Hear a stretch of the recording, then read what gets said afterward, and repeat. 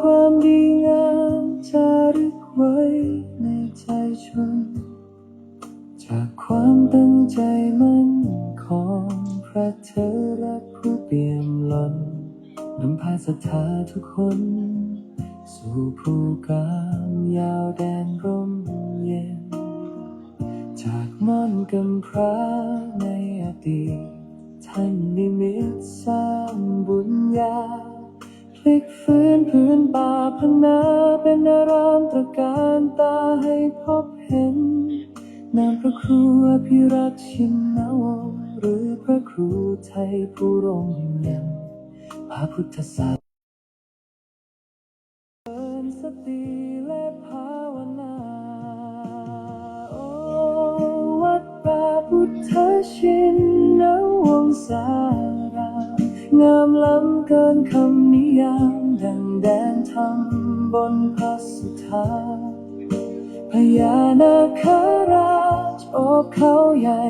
องค์มุจลินปกปักรักษา909 เมตรตระการตาเลื่องระบินคุ้มครองภัย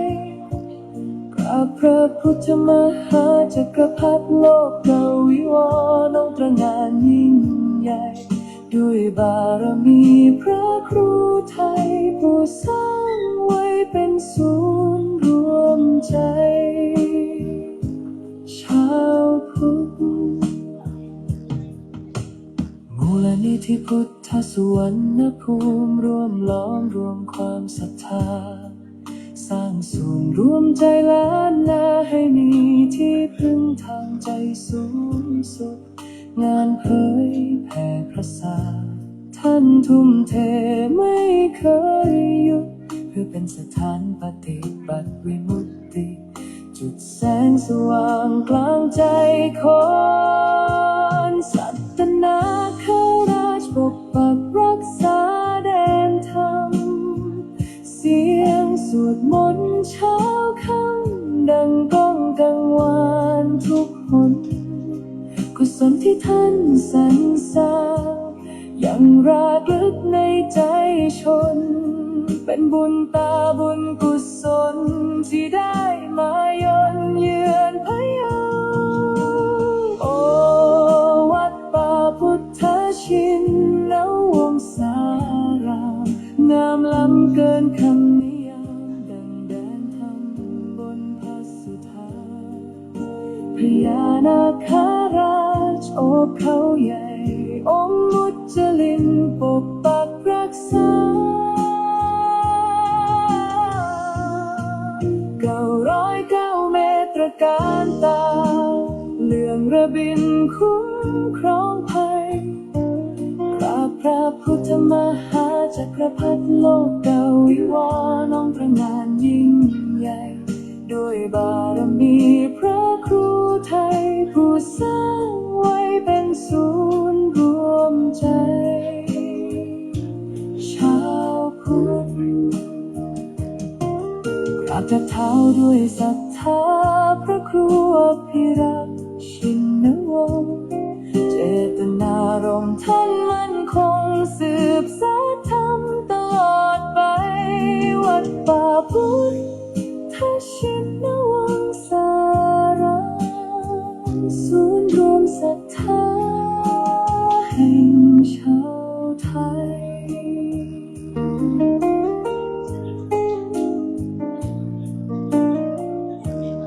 จบด้วยเสียงระฆังเบาๆกัน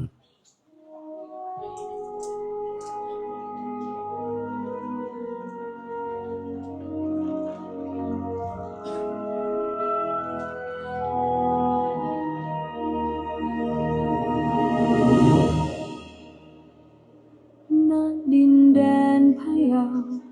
เมืองขุนเขาและสายน้ำมีเรื่องราวความดีงามจารึกไว้ในใจชนจากความตั้งใจมั่นของพระเถระผู้เปี่ยมล้นนำพาศรัทธาทุกคนสู่ภูกามยาวแดนร่มเย็น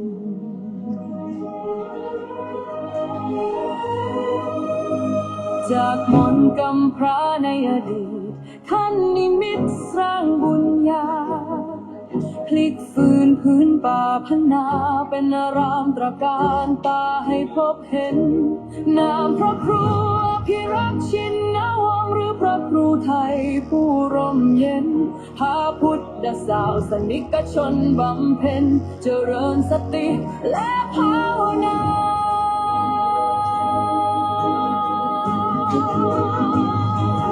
โอ้วัดป่าพุทธชินนวสรามงามล้ำเกินคำนิยามดังแดนทำบนพระสุธาพญานาคราชโจกเขาใหญ่องค์จลินปกปักรักษา909เมตรการตาเรื่องระบินคุ้มครองภัยกราบพระพุทธมหาจักรพรรดิโลกวิวรณ์องค์ตระหง่านยิ่งใหญ่ด้วยบารมีพระครูไทยผู้สร้างไว้เป็นศูนย์รวมใจชาวพุทธมูลนิธิพุทธสุวรรณภูมิร่วมล้อมรวมความศรัทธาสร้างศูนย์รวมใจล้านนาให้มีที่พึ่งทางใจสูงสุดงานเผยแผ่ประสาทท่านทุ่มเทไม่เคยหยุดเพื่อเป็นสถานปฏิบัติวิมุตติจุดแสงสว่างกลางใจคน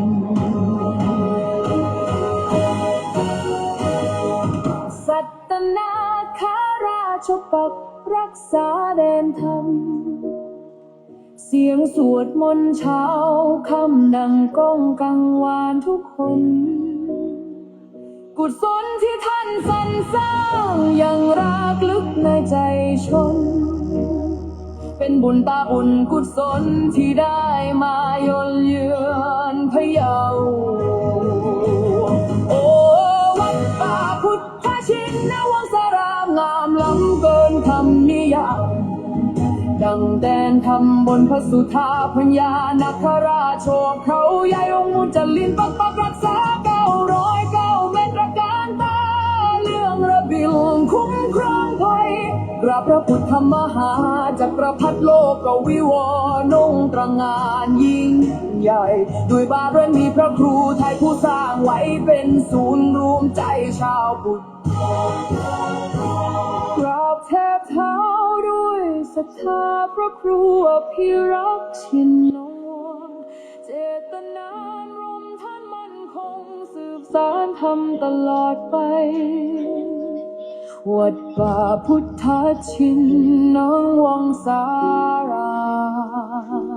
มศูนย์รวมศรัทธาแห่งชาวไทย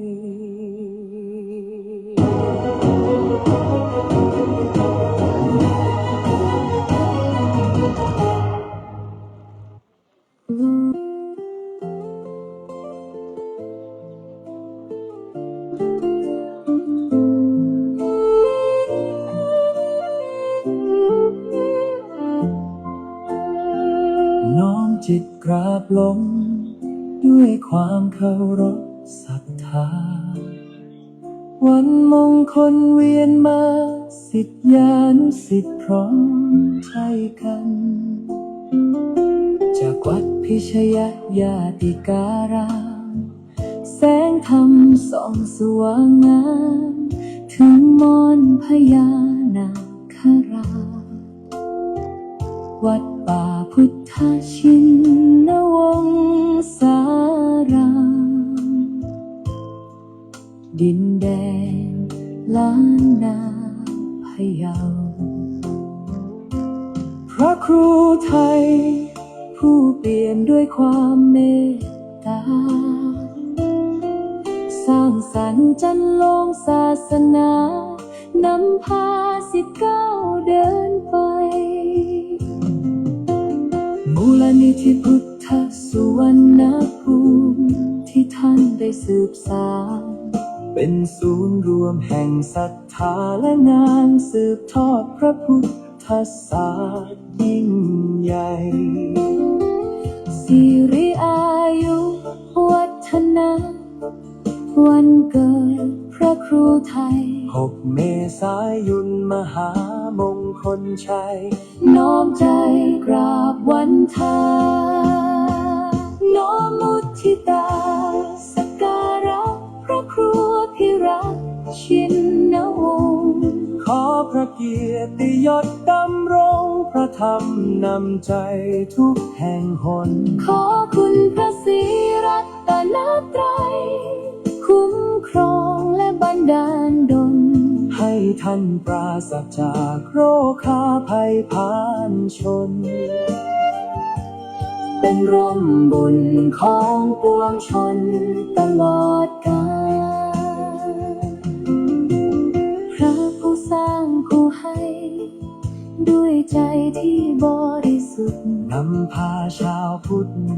ให้หลุดพ้นจากความมืดมนคำสอนและรอยยิ้มเปรียบดังน้ำทิพย์ฉโลมตนสิทธิ์ขอกราบบูชาคุณด้วยกุศลที่ตั้งใจน้อมมุทิตาสักการะพระครูพิรักษ์ชินวงศ์ขอพระเกียรติยศดำรงพระธรรมนำใจทุกแห่งหนขอคุณพระศรีรัตนตรัยคุ้มครองและบันดาลดลให้ท่านปราศจากโรคาภัยพานชนเป็นร่มบุญของปวงชนตลอดกาล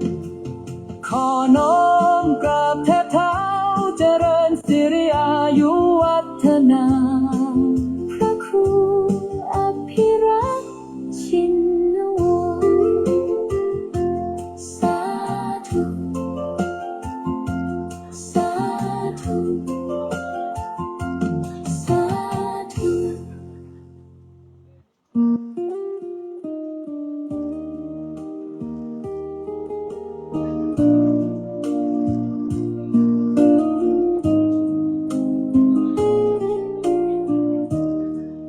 ณ ดินแดนพะเยาเมืองขุนเขาและสายน้ำมีเรื่องราวความดีงามจารึกไว้ในใจชนจากความตั้งใจมั่นของพระเถระผู้เปี่ยมล้นนำพาศรัทธาทุกคนสู่ภูกามยาวแดนร่มเย็นจากม่อนกำพร้าในอดีตท่านนิมิตสร้างบุญญาพลิกฟื้นพื้นป่าพังนาเป็นอารามตระการตาให้พบเห็นนามพระครูอภิรักษ์ชินวงศ์หรือพระครูไทยผู้ร่มเย็นพระพุทธศาสนิกชนบำเพ็ญเจริญสติและภาวนาโอวัดป่าพุทธชินวงศารามงามล้ำเกินคำนิยามขอความนอบน้อมในพระรัตนตรัยอันมีคุณพระพุทธคุณพระธรรมคุณพระสงฆ์ขอถวายความอาลัยในหลวงพ่อเจ้าพระคุณสมเด็จพระพุทธชินวงศ์องค์อดีตเจ้าวาดวัดพิชัยย่างขอความสุขความสวัสดีจงบังเกิดมีแก่ญาติโยมลูกหลานมนต์มหาจักรพรรดิทุกท่านทุกคนที่มาสวดมนต์ในค่ำคืน2085วันนี้น่าจะวันอาทิตย์นะสมณเณรจะเน้นลงไปวันจันทร์นะแอดมินน่าจะลืมวันลืมคืนวันนี้วันอาทิตย์วันที่24เนาะพฤษภาคม2569พรุ่งนี้สามเณรต้องไปเรียนแล้วเนาะน่าจะคิดถึงโรงเรียนละสามเณรไปโรงเรียนเนี่ยวัดเงียบกิบอาจารย์รู้สึกสงบอันนี้มาครึ่งหนึ่งนะโยม มาครึ่งหนึ่งเหลือที่วัดอีกเกือบ20 กว่ารูปนะตอนนี้เราอยู่กันแบบเป็นฝูงเลยเนาะเป็นฝูงว่าเป็นลูกเป็นหมู่คณะฮะเป็นอะไรเป็นคณะใช่ไหมลูกอ๋อเนาะเป็นฝูงนั่นเป็นลิงใช่ไหมลูกใช่ไหมใช่ลูกนั่นเน้นก็อย่าเป็นลิงนะครับตอนนี้เราแบ่งกันเป็นคณะเรามีคณะไร้กังวลกับคณะหมดกังวลนะโยมไปที่วัดม่อนพญานาคเนี่ยอย่างเรามาวัดพิชัยญาติเนี่ยฝั่งนี้เขาเรียกว่าฝั่งโรงเรียนหลังเก่าถ้าฝั่งนู้นเป็นสมัยก่อนหลวงพ่อสมเด็จท่านจะมีคณะใต้คณะเหนือฝั่งกุฏิลางบัวกุฏิทรงช่วยแล้วก็ศาลาปฏิบัติธรรมตอนนี้ก็เป็นสถานที่ตรงนี้ก็แต่เดิมทีเป็นโรงเรียนของกทมเนี่ยแล้วหลวงพ่อสมเด็จก็อนุญาตตั้งสำนักงานมูลนิธิพุทธสุวรรณภูมิที่นี่ตั้งแต่ปี 2561ดังนั้นญาติโยมที่มาสวดมนต์ที่วัดพิชัยญาติบางคนก็หลงไปฝั่งนั้นก็มีหลงไปฝั่งโน้นก็มีเขาสวดมนต์กันที่ไหนแต่คนเก่าก็จะรู้แต่คนใหม่นี่อาจจะไม่รู้ใช่ไหมดังนั้นสถานที่ตรงนี้ชื่อว่ามูลนิธิสำนักงานมูลนิธิพุทธสุวรรณภูมิแต่ถ้าใครไปที่วัดม่อนพญานาคมีทั้งหมดกี่โซนสามเณรเพชรสวัสดิ์ลองใช้ไมค์พูดดูสิโยมจะได้รู้ว่าถ้าไปวัดม่อนนึงไม่งั้นโยมหลงแน่นอนนะมีกี่โซนมี7 โซนครับบอกโยมสิโยมจำให้ได้นะเอกะ1ลานพุทธธรรมเปิดโลกจะเป็นหลวงพ่อไม่ต้องลงลึกเอาแค่เอกะ1ลานพุทธธรรมเปิดโลกพอ2ทวิ2ลานพุทธคุณรักษาติ3ลานมหาเทพทันใจจตุ4ลานพระภูมิเทวาปัญจ5ลานพระโพธิสัตว์บำเพ็ญชา6ถ้ำมหาจักรพรรดิคลังมหาสมบัติสตา7ถ้ำภาวนาโพธิญาณถ้าโยมไป7 โซนเนี่ยจะเจอสมณเณรเป็นมัคคุเทศก์นำเข้าสู่แต่ละโซนถ้าวันเดียวเนี่ยน่าจะไม่หมดต้องใช้เวลากี่วันสมณเณรมัคคุเทศก์ว่าไง3 วันครับต้อง3 วันนะโยมตอนนี้ต้อง3 วันนะนานๆไปอีกสัก10 ปีก็หากันไม่เจอแล้วทีนี้ไม่รู้อยู่ตรงไหนของวัดแต่ถ้าจะไปหาสมณเณรกับพระสงฆ์เนี่ยเขาจะแบ่งเป็นเขตสังฆวาสก็แบ่งเป็นโซนไร้กังวลกับหมดกังวลนะแล้วก็โซนพุทธคุณรักษาเนี่ยก็พรุ่งนี้ก็จะกลับละนะสมณเณรกลุ่มนี้ก็จะกลับตั้งแต่ตี 4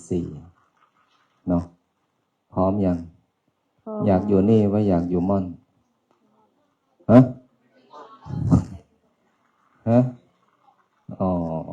อยากกลับม่อนละนะแล้วเราก็จะมาพบกันเดือนละครั้งนะโยมนะเดือนมิถุนาก็ตรงกับวันที่28เป็นวันมรณภาพของหลวงพ่อเจ้าประคุณสมเด็จพระพุทธชินวงศ์นะ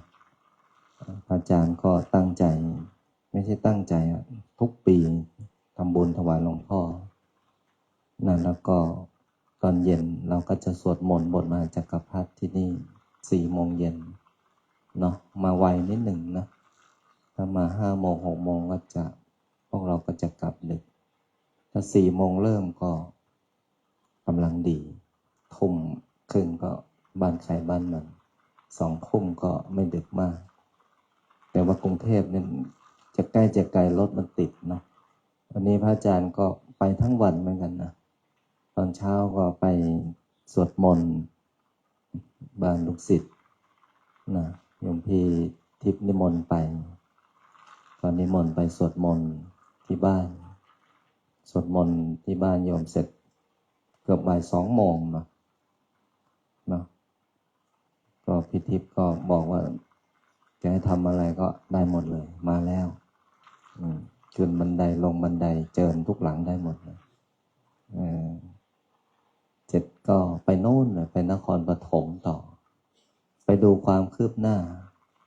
จำได้ไหมวันที่6 เมษายนเรารออะไร6 เมษายนใครไปบ้างเราได้รออะไรบ้างลูกเรารอวันที่4เรารออะไร4 เมษายนรอพระพุทธมหาจักรพรรดิเมตตาประชาไทยรวมใจราชภักดีองค์ต้นแบบใช่ไหมเสร็จละนะวันนี้ไปดูมาเสร็จละแล้ววันที่5เรารออะไรพระเกศบัวตูมนะพระเกศนี่พระเกศนี่องค์นี้วันที่4เรารอองค์ต้นแบบนี่เมื่อเรารอองค์ต้นแบบเราก็สามารถดึงออกมาเป็นโมเดลได้วันที่5เรารอพระเกศวันนี้ก็ไปดูเสร็จละวันที่6เรารออะไรนี่พระกสิติคันธ์วันนี้ก็ต่อท่อนลำตัวละพรุ่งนี้ก็รอท่อนสุดท้ายต่อนะไม่ใช่รอและทั้งหมดเนี่ยจะเคลื่อนไปที่วัดป่าพุทธชินวงศ์ก่อนวันวิสาขบูชาไม่ใช่เรื่องง่ายนะโยมเดือนกว่าให้เสร็จทั้งหมดเฉพาะพระเกศเนี่ยความสูงเกือบ4 เมตรนะความกว้าง3 เมตรกว่าพระกสิติคันธ์9 เมตรแล้วก็องค์ต้นแบบก็38หน้าตัก38เขาเรียกว่า38อะไรหลวงพ่อบ่อย38 นิ้วเนาะพอเรารอองค์ต้นแบบแต่องค์จริงนี่38 เมตรเมื่อวานเราทอดพระป่ากันโยมหลายคนก็อาจจะยังไม่ได้มาเราตั้งกองพระป่ากันเพื่อจะสร้างอุโบสถแต่ว่าจะมอบพระพุทธมหาจักรพรรดิให้กับโยมใช่ไหมเมื่อวานเราตั้งกองพระป่ากันกองละ 1,000 ได้3 นิ้วนี่กอง 3,000 ได้5 นิ้ว 10,000 ได้9 นิ้วรับไม่รู้เมื่อไหร่เดี๋ยวค่อยแจ้งไปอาจจะวันโน้นวันทอดกฐินนะทอดกฐินเดือนพฤศจิกายนก็รีบจองรถกันนะเดี๋ยวน้ำมันขึ้นอีก2 ปีไม่ต้องนั่งรถไฟจากหัวลำโพงเลยไปลงที่ไหนนะบางซื่อไปบางซื่อนั่งรถไฟเลยอะไรนะกลางบางซื่อแล้วก็ไปลงที่หัวหมู่บ้านอีกหมู่บ้านหนึ่งแต่ก็ไม่ไกลจากวัดเราไปรถไฟได้เลยต่อไปเนี่ยอีก2 ปีปี71ได้ใช้ละแล้วไวกว่ารถอีกไวกว่ารถ2 เท่าถ้านั่งรถไฟนะอันนี้คือการคมนาคมเริ่มดีต่อไปก็ไปบ่อยๆก็ไม่ต้องกลับก็อยู่วัดได้ นะอันนี้ก็เราเห็นตั้งแต่ทุ่งนาเห็นตั้งแต่ไม่มีอะไรที่โยมไปกับพระอาจารย์ตั้งแต่แรกๆตอนนี้ก็ไม่มีอะไรเป็นของเรา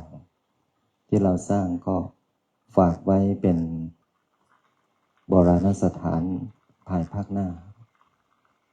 สิ่งเหล่านี้ก็จะเป็นสิ่งที่มาหวนรำลึกหลังจากที่ผ่านไป100 ปี1,000 ปีเข้าใจไหมลูกถ้าเราไม่สร้างสิ่งใหญ่ๆไว้เหมือนพระปางเนี่ยนี่ใหญ่ที่สุดในฝั่งธนถ้าฝั่งพระนครก็อยู่วัดอรุณถ้าฝั่งธนบุรีก็นึกถึงวัดพิชัยญาติท่านสร้างไว้ตั้งแต่วันนั้นถึงวันนี้ให้พวกเราได้มากราบมาไหว้ใช่ไหมนั้นคนที่นึกถึงพระพุทธมหาจักรพรรดิใหญ่ที่สุดในประเทศมอนใช่ไหมแล้วอุโบสถเมื่อวานเนี่ยบอกว่าอุโบสถมหาจักรพรรดิถ้าใครนึกถึงมหาจักรพรรดิต้องไปไหนแน่นอนแล้วถ้าใครเกิดในยุคของพระศรีอริยเมตไตรต้องไปม่อนอีกแล้วเพราะเราทำไปถึงโน่นนะโยม เนี่ยอันนี้มีความหมายหมดที่ทำนะแล้วทำไมต้องเป็นดอกบัวตูมเข้าใจไหมเวลาไม่พอค่อยไปฟังที่วัดม่อนแล้วกันทุ่มครึ่งละวันนี้เราจะสวดมหาจักรพรรดิและมหาสันติงนะตั้งใจพุทธังชีวิตังเมปุเชมิธัมมังชีวิตังเมปุเชมิสังฆังชีวิตังเมปุเชมิพุทธังวันทามิธัมมังวันทามิสังฆังวัน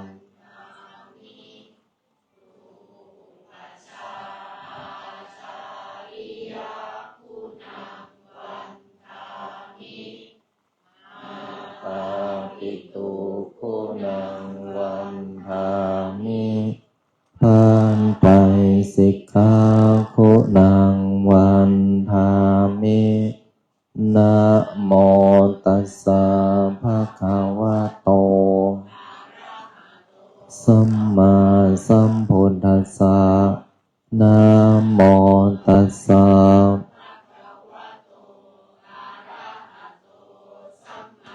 สัมพุทธัสสะนะโมตัสสะภะคะวะโตสัมมาสัมพุทธัสสะพุทธังสรณังคัจฉามิ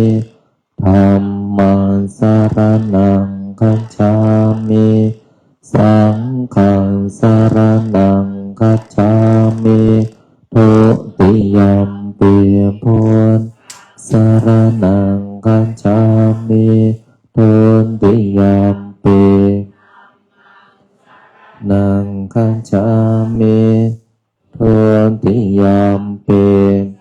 ขันสรณังคัจฉามิตติยัมปิพุทธังตติยัมปิมังสรณังคัจฉามิตติยัมปิกัจฉามิปานาติปาตาเบรมณีสิกขาปัฏฐังสมาธิยามิอาทินนาทานาเวรมณีสิกขาปัฏฐังกาเมสุมิจฉาจาราเวรมณีสิกขาปัฏฐังโมสาวาทาเวรมณีสิกขาปัฏฐังสุราเมรยามัชฌาปมาทัฏฐานาเวรมณีสิกขาปัฏฐังอิมานิปัญจสิกขาปัฏฐาสมาธิยามิอิมานิปัญจสมาธิยามิอิมานิปัญจสมาธิยามิสีเลนะสุขติงยันติสีเลนะโภคสัมปัฏฐาสีเลนะนิพุตติงยันติวิสัทธะเยนะโมตัสสะภะคะวะโตสัมพุทธัสสะนะโมตัสสะภะคะวะโตสัมมาสัมพุทธัสสะนะโมตัสสะอะระหะโตสัมมาสัมพุทธัสสะพุทธังอะระหันทนานังธั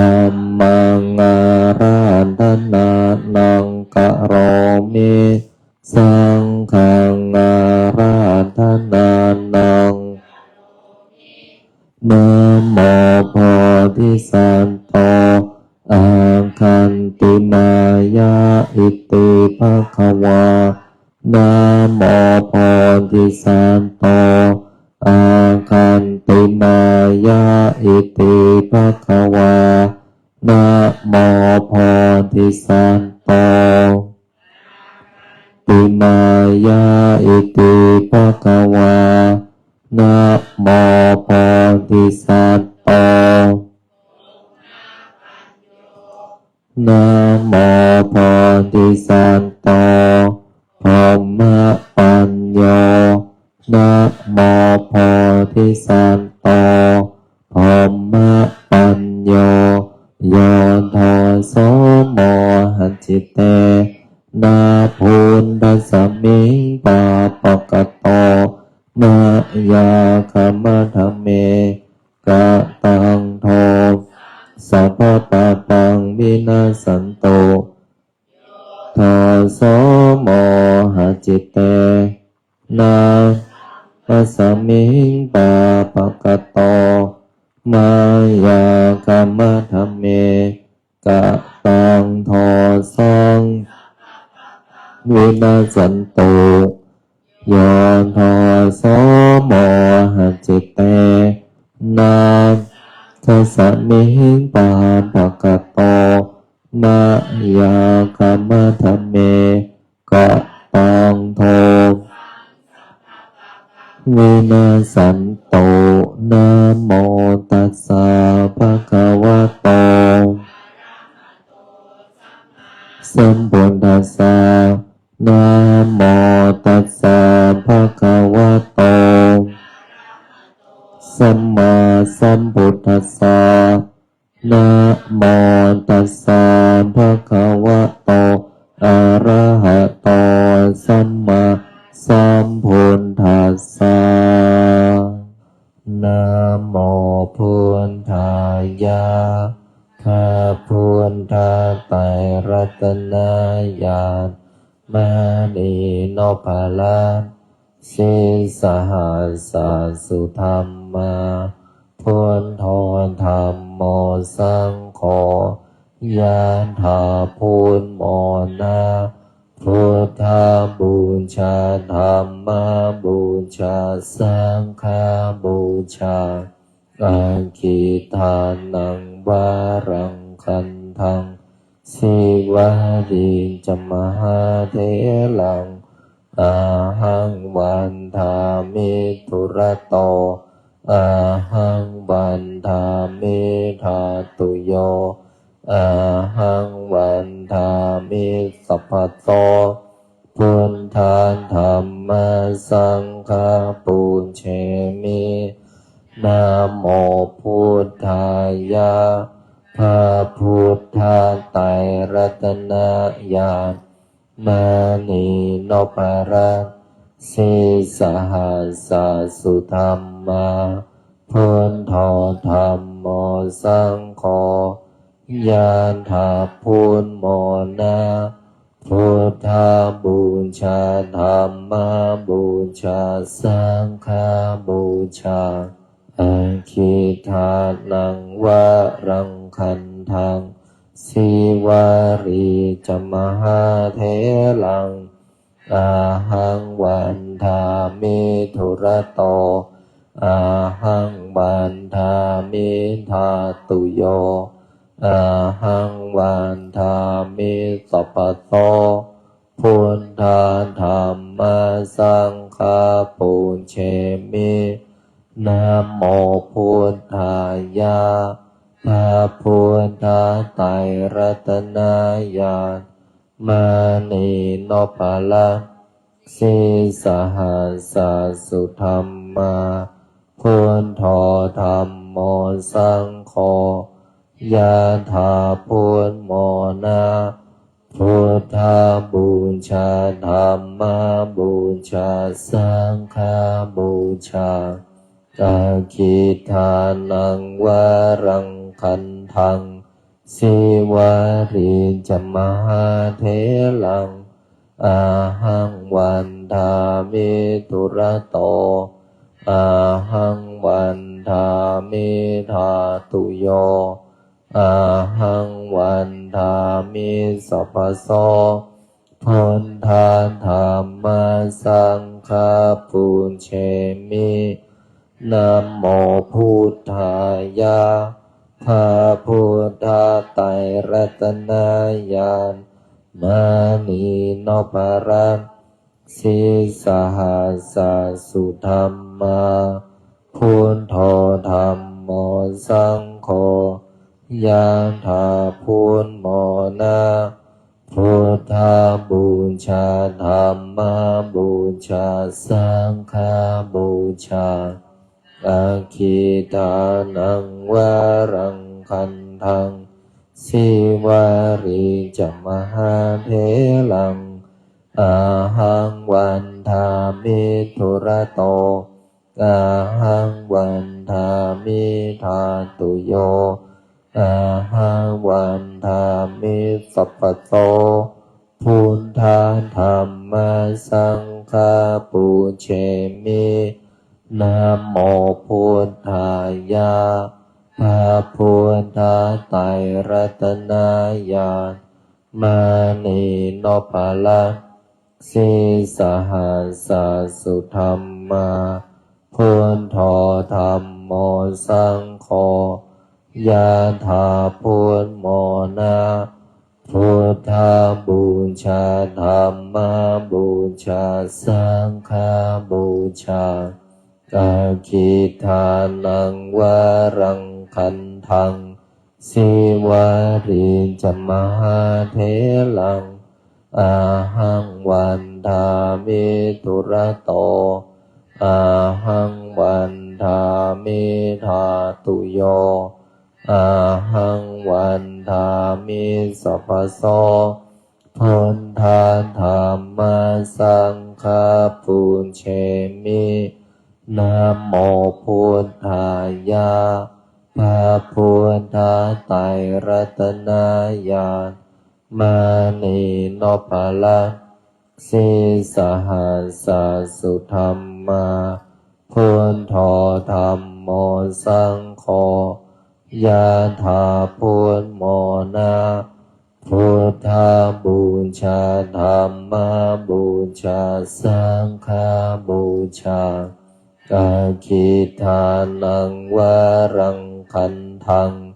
สิวาริจมหาเถลังอาหังวันทามิทุระโตอาหังวันทามิธาตุโยอาหังวันทามิสัพพโสพุทธาธัมมาสังฆาปุญเชมินะโมพุทธายะพระพุทธไตรรัตนญาณ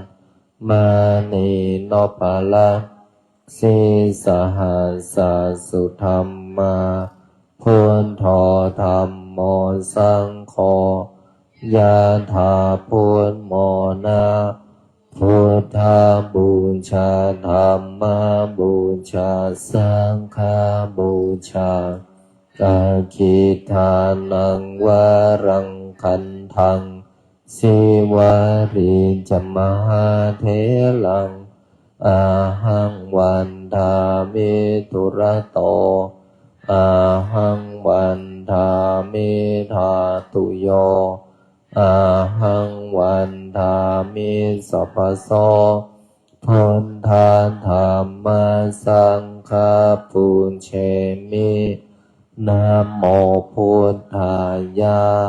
พระพุทธไตรรัตนญาณมานีโนปาลังสิสหัสสสุธรรมาพุทโธธัมโมสังโฆยะถาพุทโมนะพุทธาบูชาธัมมาบูชาสังฆาบูชาอาคิทานังวารังคันทังสิวาริจมหาเถ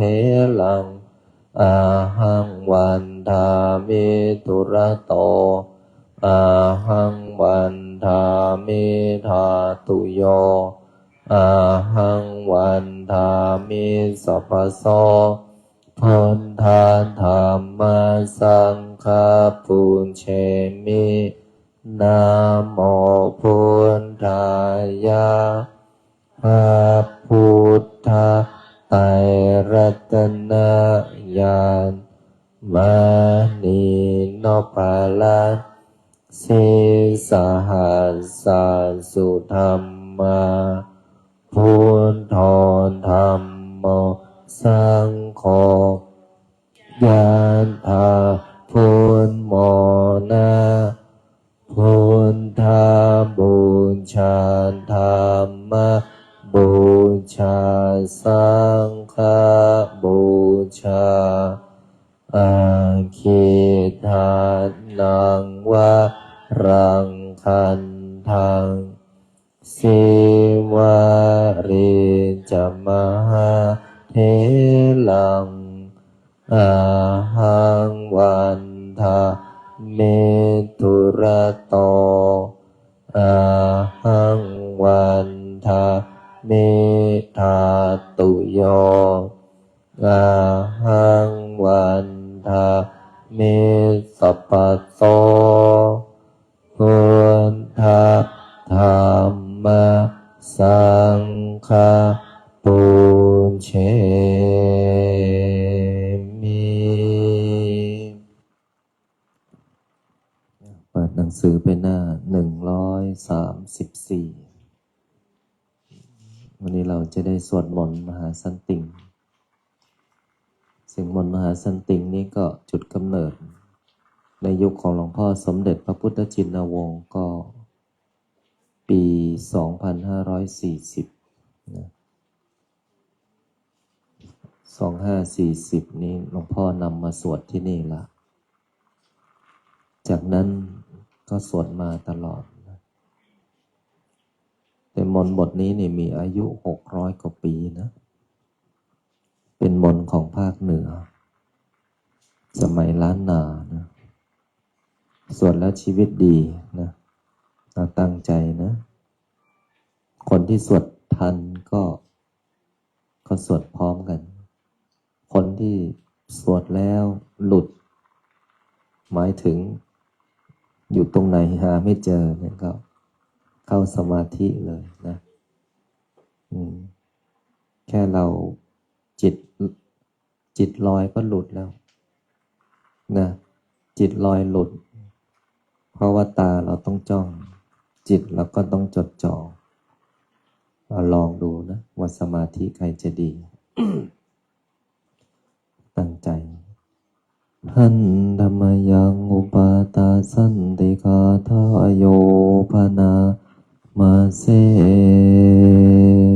พุทธโสอายังธัมโมโลกทังเจนะเทสิโตมหาสันติคารโรเกสัพพะสัมปติทายะโกสัพพุปะโตปัสสัมมโนปุตตยะกานิวาระโนอาการมัจจุสัมมโนโสกโรคาวินาสโนปะราชกะปะมัทธโนรัญโยวิชัยวัฏโนสัพพานิตะอะโรสันโตธัมมังวะคามิปุตตะโตวัตถุตยาสายโยยะธาสังวันเนติคุณุตตะเมตาสัตตถาสุขโรคายาโสติโยโหติสัพพะทาตันหังกะโรมหาวิโรสัพพะโรกานุกัมปะโกวันนาสังสารคัมมโนสัพพะกามัทธโทสัทธาสัพพะวิภูสัพพะวิทุสัพพะเทวะครุตตโมสัพพะสาวะปาริคิโนสัทธาโสติงกะโรตุโนวะระระคันนาสัมปันโนเมทังกะโรมหามุนีจุตินทาโรมหาสิริสุวรรณสิริสันนิโอทิภะโรโปมหากายโยมหานาโทมะอัปปะโลมหาการุณิโกสัทธามหาสันติงกะโรตุโนธโมหันตามังหันตาวายโยนาโทสารนังกะโรเทวามนุสานังโรกานันจาหิตังกะโรพยามปะภาวิรุจิตโตนิโรธาเป ปริมันทะโรนิโคทัปปะกะทิมโพธโธสัทธาโสทิกะโรตุโนอาสิติรัตานุเพโทติปังกะโรมหามุนิปปานิทาวะเตตัสสะทะเนทวาทัสสะโยชะเนวัสสะตัสสะหัสสานิทัตวาโรเกวินายโกโลกาโลกกะโรสัทธาสัทธาโสติกะโรตุโนอัฏฐสิติอัตถุเพโทโกทัญโยนามนายโกสัพพะธัมเมหิอะสะโมสัพพะปารมิตาคะโมวัสสะสัตตัสสะหัสสานิอายุตัสสะมหิสิโนโมเจตุโสสัพพะพยาสัทธาโสติกะโรตุโนอัฏฐสิติรัตนานิอัจจุขโตสุตินทาโรมังคารโรนามาสัมพุทโธนาอุติสาหัสสายุโกจัพพนะรังสิโย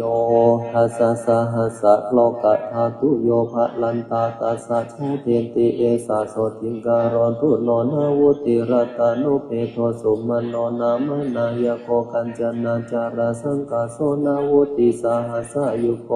อุเปโตพุทธกุเนหิสัพพสัตตาหิเตสะโกกาลนตุโนมหาสันติอารโคยัญจาสุขังสัทธาอาสิติรัตานุเพโทสัตติสาหัสสะอายุโกเรวะโตนามาสัมพุทโธสัพพะโลกุตตโรโมนิตัสสะสาริเรนิพพตาปะปามาราอนุตตราภารันตโยชะเนนิจังสัทธาโสติกะโรตุโนโสภิโตนามาสัมพุทโธนาวุติสาหัสสายุโกสังสาราสักขะเรสันเตภาหุโมเจติทุกขโตอัฏฐปัญญาสารตานังอจุขโตมหามุนีโอภาสิติติสะสัพพะสัทธาโสติกะโรตุโนอโนมาทาสิสัมพุทโธเตชะสิทุลติกะโมอัฏฐปัญญาสารตาโนโอภาสิโตสัทเทวะเกนิพพานปาปะโกโลเกวัสสะสัตตสหัสสายุกะโรตุโนมหาสันติสุขิตาจะมะยังสัทธาภาทุโมนามาสัมพุทโธโลกเสโตนาราสะโพอัฏฐปัญญาสารตาโนอาทิโจวะวิโรจติปัสสะสัตตสหัสสานิอายุตัสสะมหิสิโนสุติพุทโธการุณิโกสัทธาโสติกะโรตุโนอัฏฐสิติรัตานุเปโทนาระโทสัพพะกามโทนิรันตรังพิวารติโยชะนังภารเตปะภานาวุติวัสสะสหัสสานิทัตตวาโรเกวินายโกโมเจติทุกขโตสันเตโสปิโสติกะโรตุโนอัฏฐปันนาสารตาโนปะทุมุตตโรมหามุนิตัสสะปะกติการังสีภารันติภาวะตัสสะโยชะเนวัสสะสัตตสหัสสานิทัตตวาโรเกมะตันทะโทโมเจติพันธนาสัตเตโสปิปาเรตุโนสัทธาอัฏฐสิติรัตนานิอาจุขโตมหามุนิสุเมโทนามาสัมพุทโธนาวุติสหัสสายุโกตัสสะปะกติการังสีภารันติโยชะนังสัทธาภาเรตุโนสัทธาพุทโธพะเยหิวิวิเทหิจาปัญญาสารตานุเปโทสุชาโตนามนายโกอิมาวันโนมหาวิโรมหาตัมมวิโนทานโนนาวุติวัสสะสหัสสานิอายุตัสสะมหิสิโนโสปิพุทโธการุณิโกสัทธาโสติกะโรตุโนอาสิติรัตานุเพโทปิยตัสสิมหามุนีนาวุติวัสสะสหัสสานิทัตตวาโรกขณายโกโสปิสัพพะพุโนเปโตสัพพะโรกาสุขปะโตสัพพะโตสังวินาเสโตสัพพังโสติกะโรตุโนอาสิติรัตานุเพโทอัฏฐตัสสินาราสโพวัสสะสัตตสหัสสานิโรเกอัฏฐสินายโกตัสสะปะกติการังสีภารันติโยชะนังสัทธานิรันตรังทิวารตินาโทโสติกะโรตุโนธรรมตัสสิจะสัมพุทโธอาสิติหัตถมุขโตอติโรจติเตเชนะสัทเทวาสุรมานุเสวัสสะสัตตสหัสสานิทัตตวาโรเกมหายาโสสัพพะสัตเตปโมเจติพยารักตุโนสัทธาสิทธาโตนามาสัมพุทโธสัตติรัตนามุขโตติภาเวสติชนะโกสัตตสหัสสะอายุโกสังสาราสังขาราโรเกสันตาริทวาสัตถิวะเกมิภาเปสิจาโสสัทธาสัทธาโสติกะโรตุโนสัตติรัตานุเพโตติโสโรกขณายโกอนุปโมอาสาติโสอัตุโรอุตตโมชิโนวัสสะสัตตสหัสสานิอายุตัสสะมหิสิโนอโรคยัญจามหาสุขังโหตุโนตัสสะ สัพเพจะสะอัฏฐปันนาสารันตโนพุโสโรกัคขณายโกชันนามพุทธังวิโพเทนโตนิพพาเป็นโตสัทเทวะเทนาวุติวัสสะสหัสสานิทัตตวาโรเกมหายโส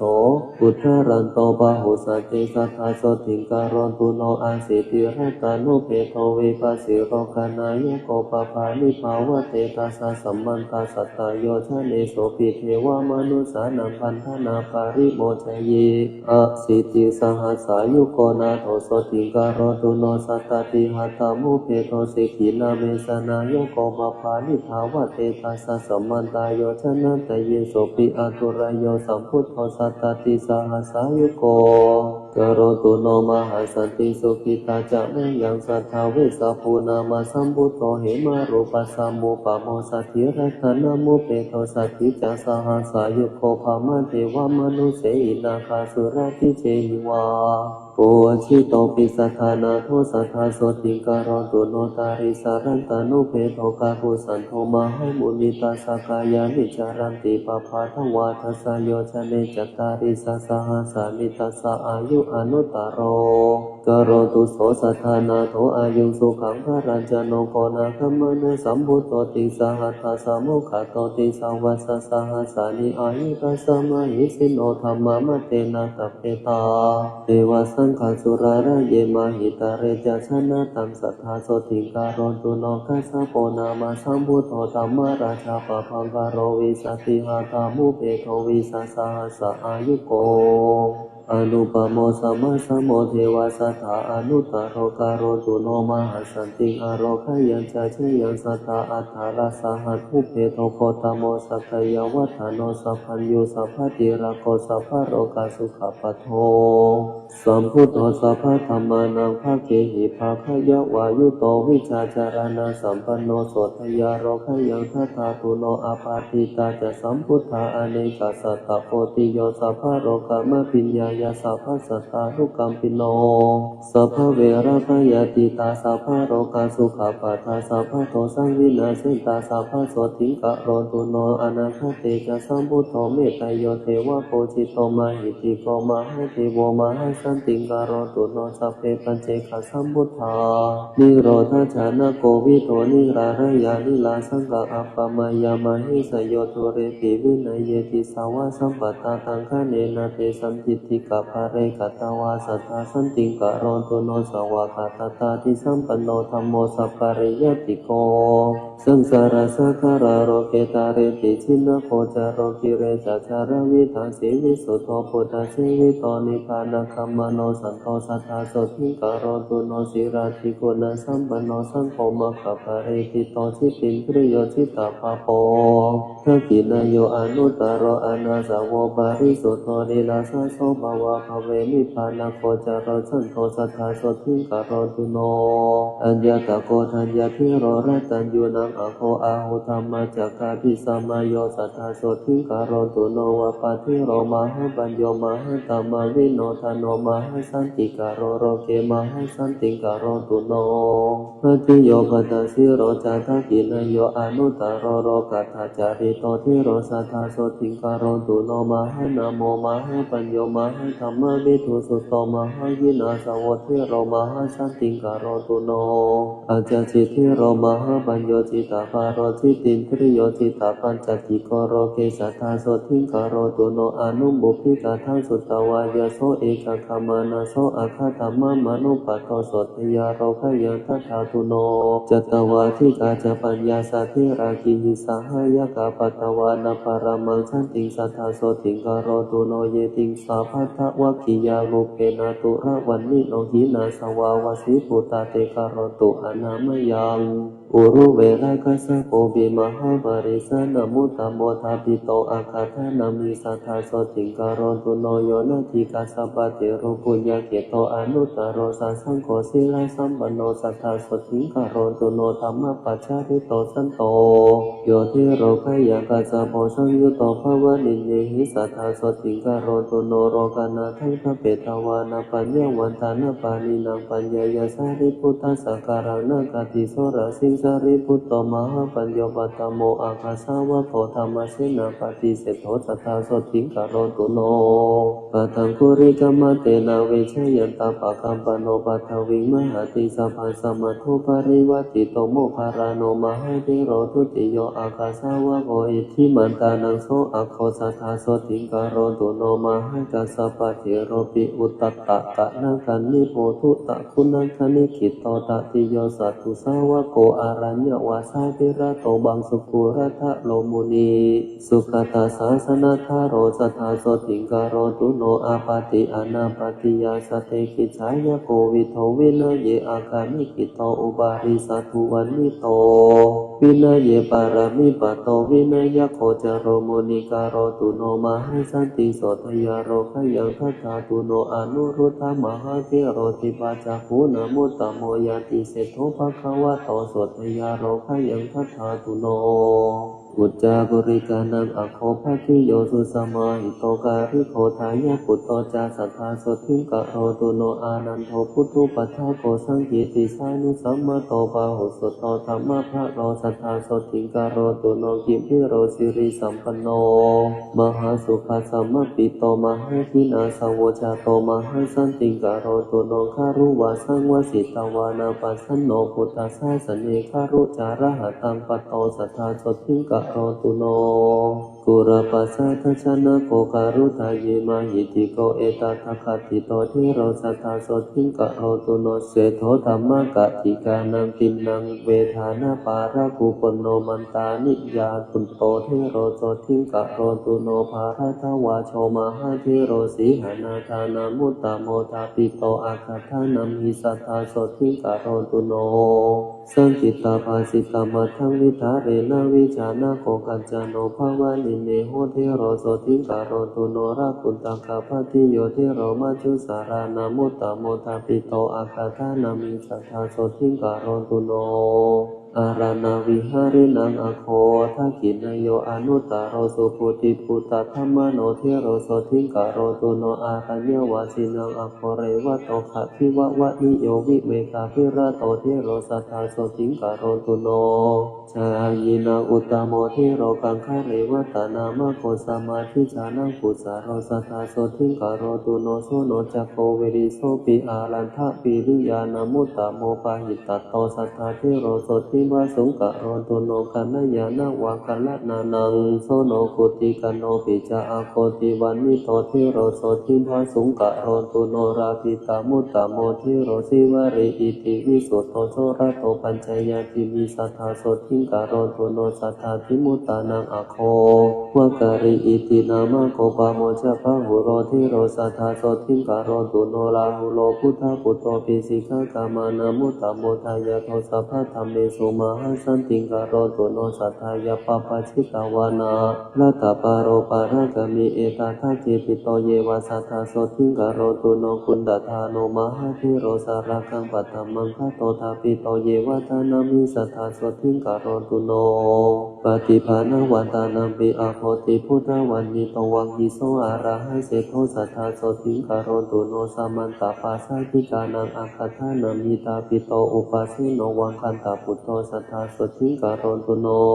พระโพมันลาปุตโตทิโรสินาสนะปัญญาปะโคทาปิโตอาคาธานามิสัทธาโสทิงกะโรตุโนปิลินทวัชชะสัมมันโนเทวตานังปิโยอาหุตาปิโตอาคาธานามิโสทยาโรขยังทัตถาตุโนปาหิโยตารุจิริโยกิปาปิญญานามุตตโมคารตุโนมหาสันติอาโรขยังจัสยังสัทธาภูมาราคัสสะปะทิโรจิตตปะทินามุตตโมวิชาวิตาคุปะเชโตสัทธาโสทิงกะโรตุโนปฏิสัมภิตาปตานังอาคาธานามิตาปิโตโพธิโตอาระหังเสโทสัทธาโสทิงกะโรตุโนอปปาภาโทมหาเทโรอปปาภาทานามุตตโมภาคุโรอาระหังจาโตสัทธาโสทิงกะโรตุโนบุเพนิวาสเวทินังอโคติพุทธวันนิโตโสภิโตนามาโสเทโรสัทธาโสทิงกะโรตุโน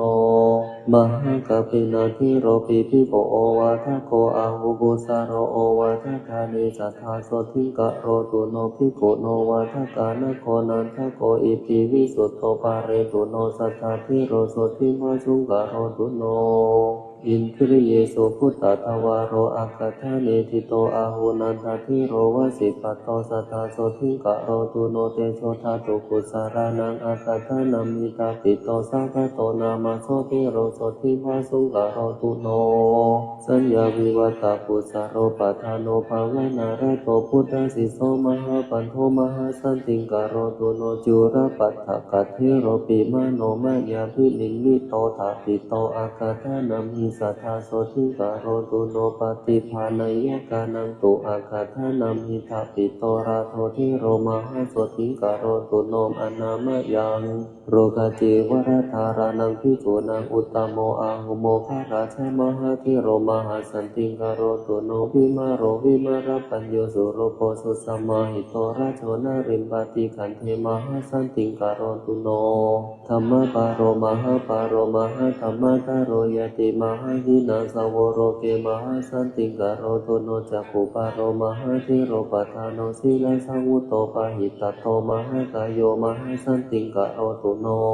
สัพพะเวระพยติโตนาราโตอาสาวะกายโยมหาสันติกะโรโรเกสัทธาโสทิกะโรตุโนพุทธบูชายานิระโตชินาปฏิปารายโนสัทธมะสาวะโนทิโรสัทธาโสทิกะโรตุโนปัจฉิมภวะสัมปัตโตโคตโมภาวนาระโตราคะขยมนุปัตโตสัทธาโสทิกะโรตุโนเสนาสเนสุสัพพยังรัตถชานังสมาราติโคคิโกพุทธภาชายันโตสัทธาโสทิกะโรตุโนพุทเถปัสสันนมานะโสสุภาหุปัญชริกะโตขินาสโววสิปุโตมหาสันติกะโรตุโนวิปัสสนายะปัสสุโตวริโยสุสมาหิโตสัตโตชาเยวะเนวาสิสัทธาโสทิกะโรตุโนอุติโยวินะยะทะโรอติกันโตนะรามะเรธาเรนโตอันติมังเทหังสัทธาโสทิกะโรตุโนวิมะโลวิละโชชันโลชาโตปันดาระเกตุนาปิมพิสารัตตโชติโรสัทธาโสทิกะโรตุโนรามารัญเยวะสิทวานาภาเวโตกุสารังปะหุโยคะเขมมะนุปัตโตสัพพิโยสันติกะโรตุโนบุเพนิวาสังชานันโตทิปัจจกุวิโสทโนนาทิโตระหะตังปะโตโสทยาโรคะยังทัตถาตุโนปาติโมขมานุปัตโตวิชโยรัญญโคจะโรลาภาราภิตาทัสสังสีสัทธาโสทิกะโรตุโนตัณหาชะตังวิชเตตวาวะเตตวานังวิปัสสนังสังขารกิโตมหาทิโรมหาสันติกะโรตุโนอารัญญวาสาภิระโตภาวะเนติสมุหะโตธัมมานังปารามิปัตโตอุตตโรปาตุโนภยาบุพเพบุญญาณิกตวานะบุพโยคังสมาราภิอุสสะโพระหะตังปะโตสัทธาโสทิกะโรตุโนสมาปฏิสมาปันโนชระปิญโยมหิทธิโกสิวะโกพุทธชายันโตสัทธาโสทิกะโรตุโนสัตตาริยทะโนเทโรทะนิโยธัมมาสัคคะโรวันนาสังสัคคะละมะโนสัทธาโสทิกะโรตุโนปัญจขันธ์เทปริญญายะภาวยิตาวานะนิพุติปัทวานะปะระมังสันติโพสิโยปาตุโนภยาอุปาณิสยสัมปันโนอุชโยพุทธมามะโคโรกัตถปัสสุโตทิโรสัทธาโสทิกะโรตุโนพุทธปัสสะทสัมปันโนปะภชิจินนาสาสเนสัญชโยนามาโสทิโรสัทธาโสทิกะโรตุโนมารัญชโยมหาทิโรรามะนโยมหิทธิโกนิพพานานินะจิตโตโสสัทธาโสทิกะโรตุโนโอโภปะปัญจปุญญัญจาวิติวัตโตอานาสาววิราธิโรระหะปัตโตสัทธาโสทิกะโรตุโนปุณณมาสัมมหาทิโรปังสุขุรัตโรยติบุพกินจาวิติกัตตวามหาสันติกะโรตุโนปัญจสินโนปัญจชาหุปัญจจุตตะวิภาวโนปัญจสินโนปัญจชาหุปัญจจุตตะวิภาวโนปัญจสังขติโคเทโรสัทธาโสทิกะโรตุโนบุเพราคังวิจาเรนโตชินาปฏิปารายโนเอราตาสิริโสวังสัทธาโรสัทธาโสทิกะโรตุโนปัญจุปันนานิอาภโยนิการตินาติชีวิเตอาสิโตโสมหาเทโรมหาสันติกะโรตุโนวิวัตตานิสเยบุญเยกัตตวาสัมพุทธปฏิมากุลเทโรระหะปัตโตมหาสันติกะโรตุโนวิปัสส สิธรรมทายาโททิโรนิโคทานามโกนิพพานนาคมนาสันติโทสัทธาสันติกโรตุโนติโสวิชาอนุปัตโตสุขันโทนามโสระหะสัพพะปะปาริคิโนสัทธาโสติกโรตุโนนันทิโยสัทธาสัมปันโนจิตตกิเลโสมหาเทโรอภิญญาปารามิปัตโตสัทธาโสติกโรตุโนกิเลสาชาปิตาเยนะจินะธรรมะนะเตนะโสกัมมาระปุตตะวิมาโอสัทธาโสติกโรตุโน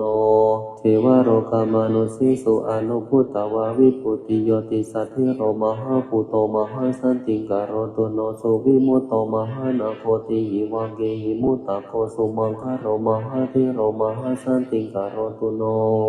นิลาทโรนิลาสาโสมาราคิราวิโสทโนวิเวกาภิระโตพุตโตสัทธาโสติกโรตุโนภาวิเวกามานุปัตโตสิกิริมานันทนามะโกภาเวนโตกุสาเรธัมเมสัทธาโสติกโรตุโน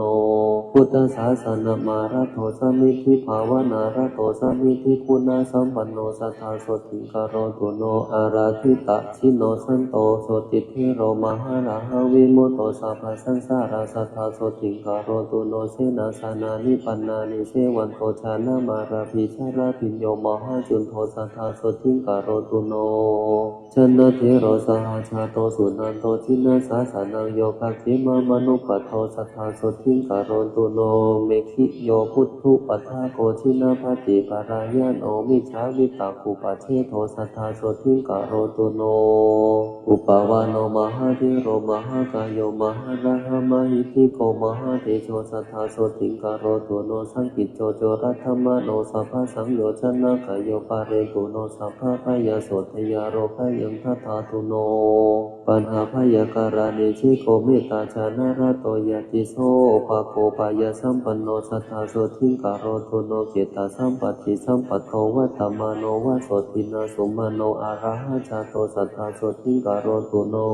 ปิโยเทวมนุสานังสานุเทโรภาหุสุตโตเมตตาชายิธโมคาติสัทธาโสติกโรตุโนโยจาบุเพกตังปะปังกุสาเรนะพิติยติอังคุริปาโรโสเทโรสัทธาโสติกโรตุโนวิปัสสนาทุรายเป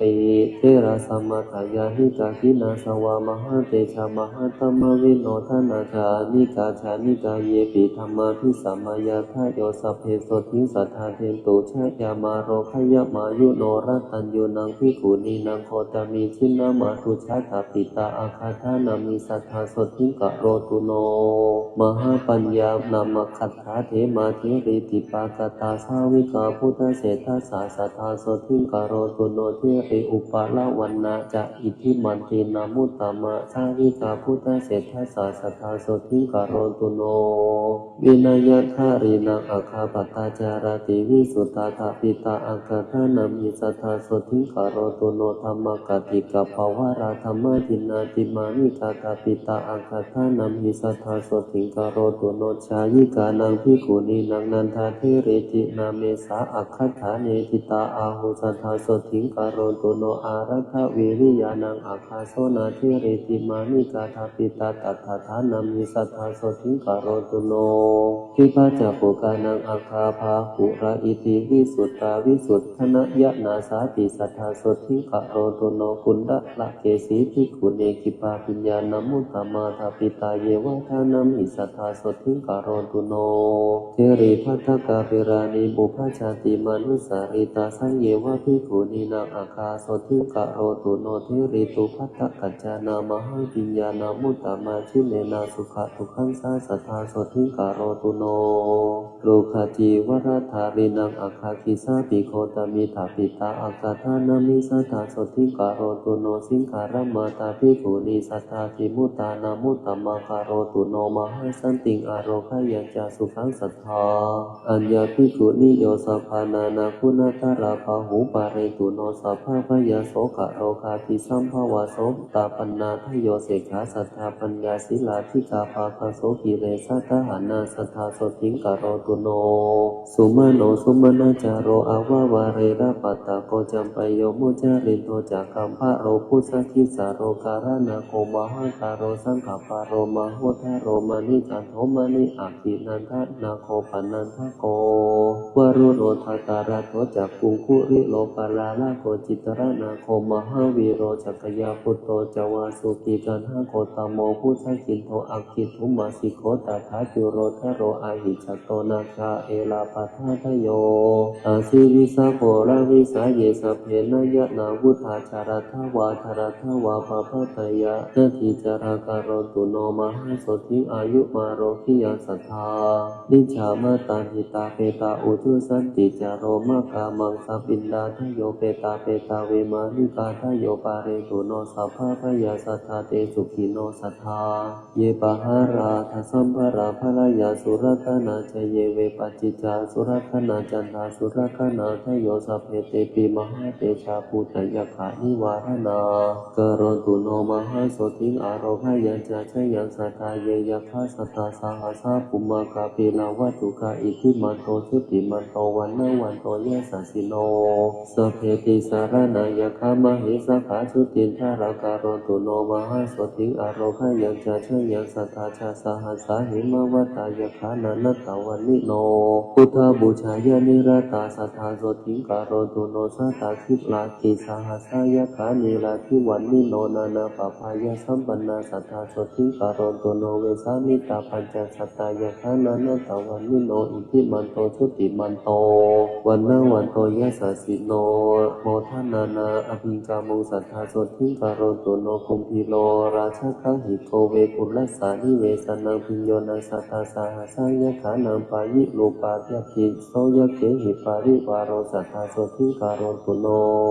ปุริมันจาติสังราชาตาตาราโทปัสสะสัตติคันธพานังอธิปติมหาราชายะสัสสิโสปุตตาปิตาสาภหาโวอินทนามามหาภาราโสราชาสหปุเตหิสัทธาโสติงกโรตุโนทักขินันจาติสังราชาวิโรธโหตังปัสสะสัตติคุมพันธานังอธิปติมหาราชายะสัสสิโสปุตตาปิตาสาภหาโวอินทนามามหาภาราวิโรธโหสหปุเตหิสัทธาโสติงกโรตุโนปัจฉิมันจาติสังราชาวิโรปโคปัสสะสัตตินาคานันจาอธิปติมหาราชายะสัสสิโสปุตตาปิตาสาภหาโวอินทนามามหาภาราวิโรปโคสัพพุเตหิสัทธาโสติงกโรตุโนอุตตอัญจติสังราชาภูเวโรตังปัสสะสัตติยคานันจาอธิปติมหาราชายะสัสสิโสปุตตาปิตาสาภหาโวอินทนามามหาภาราภูเวโรสหพุเตหิสัทธาโสติงกโรตุโนปุริมันติสังตตาราโตทักขิเนนะวิรุณหโคปัจฉิเมนะวิรูปโคภูเวโรอุตตรังติสังจัตตารโรเตมหาราชาสัมมันตาจตุโรติสัทธัตถภานานาอัตถังสุสัทธาโสติงกโรตุโน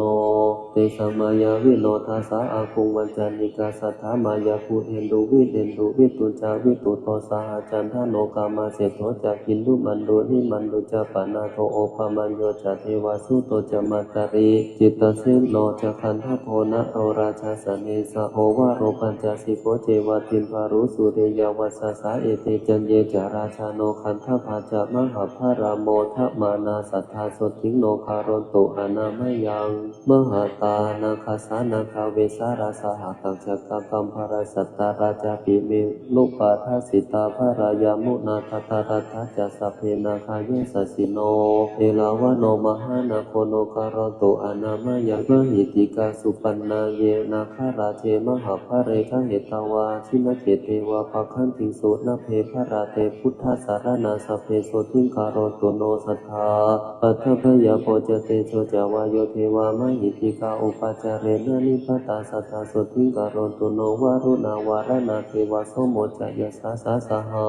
เมตตาการุณิกาสัพเพสัทธาโสติงคารนโตโนปันนาเชโยชนายาเมวิมาเนราธนามาเวทิโตตเมวิหันตวานาสุริโยโสติงคารนโตโนจันโทสิตกโรโรเกปภายิชาริโตทโยมหันตคาราวิทังสีสัทธาโสติงคารนโตโนเวนดุจาสหาสิเทวะอาสมาจตุเวยามาจันทสุปานิสาเทวะเทวาสุนิยานิสิตาพุทธสามามกาสเพสัทธาโสติงคารนโตโน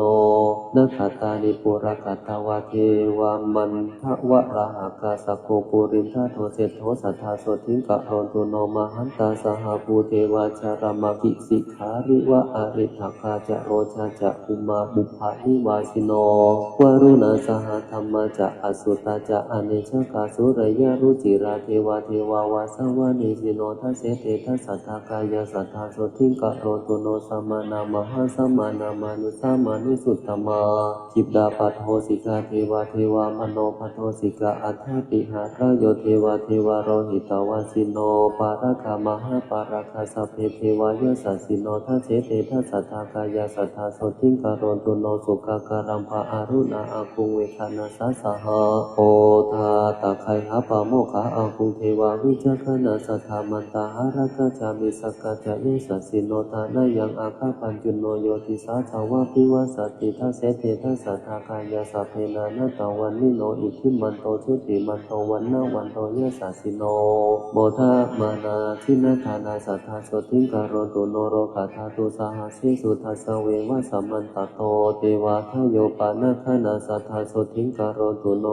เขมิยากัคขกายาจะโชตินามามะหิทธิการัมหิตการามเศรษฐาสัทธาโสทิงกะโรตุโนชรัตถาจะทัพทันเยเทวากากัตถกาทโยยะคะขันธภกุมมันดาปิสาจาเยมโหราคาเมตตาจิตตาจะสัพเพเตโสทิภาสุงกะโรตุโนตาวะติสาจะเยเทวายามาเทวามหิทธิกาตุสิตาจะมหาเทวานิมมานาราติโนมาลา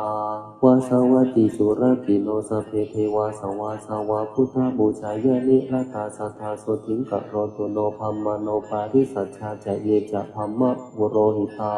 มหาภัมมาจะสัพเพเตปัตตามาชานะสันติโนเมตตาวิหาริโนสันตาสัมพุทธสัพพารายนาการโรตุโนมหันโสทิงเสกาเสกาปุถุชนา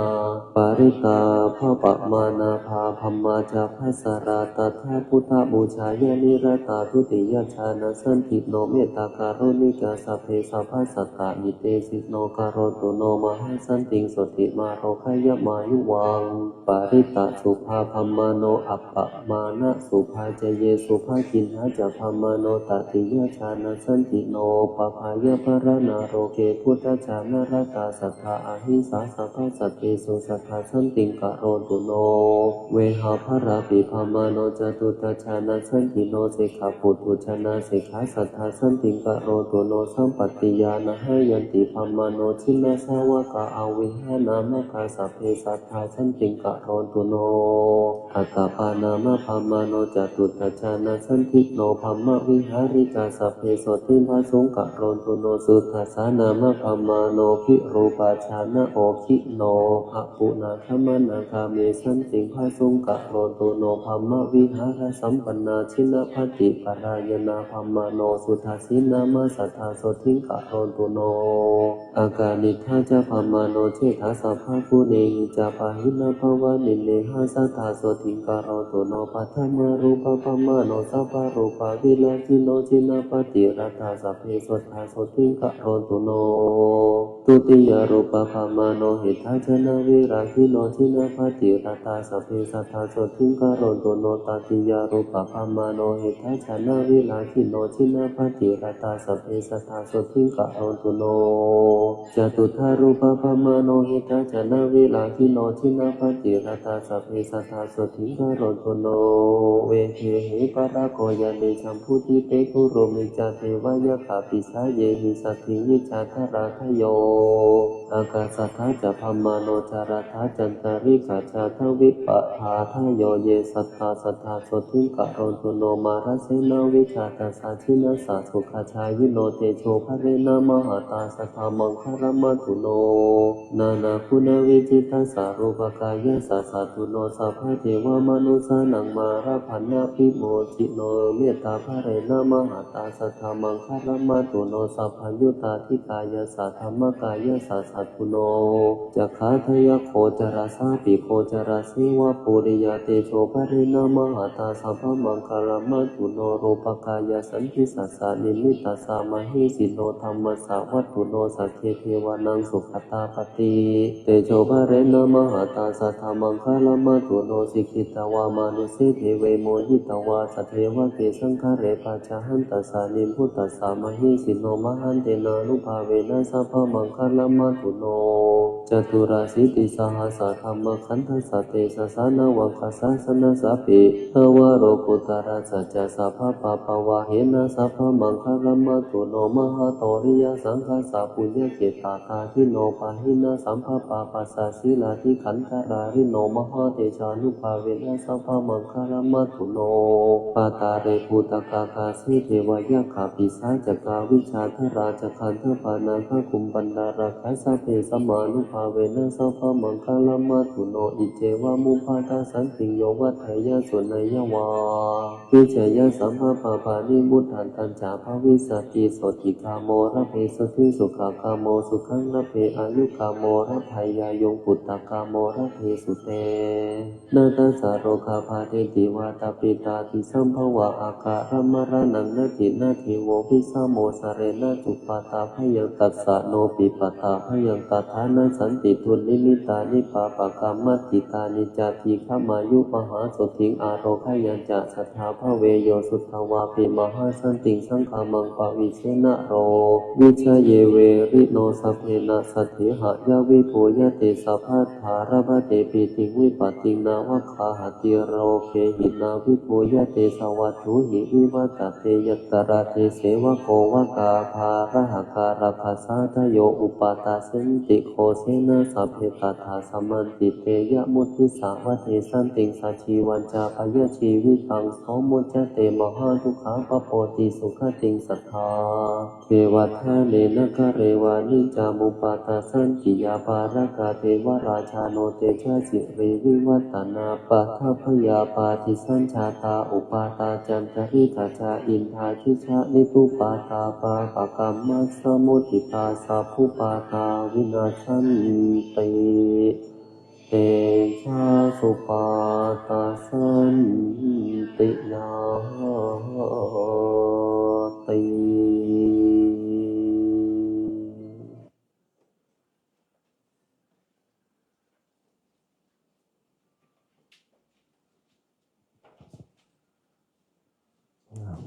ปรับเปลี่ยนท่านั่งเข้าสู่การทำสมาธิตั้งตัวให้ตรงดำรงคงสติอยู่ที่ลมหายใจ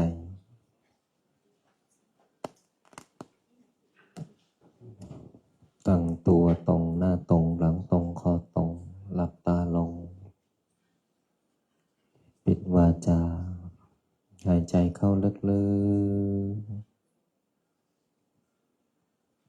หายใจออกยาวๆหายใจเข้าลึกๆหายใจออกยาวๆ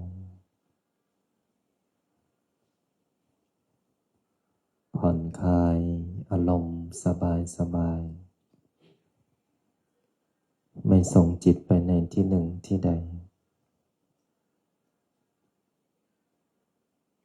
มีสติอยู่ที่ลมหายใจหายใจเข้าพุทหายใจออกโทจิตตั้งมั่น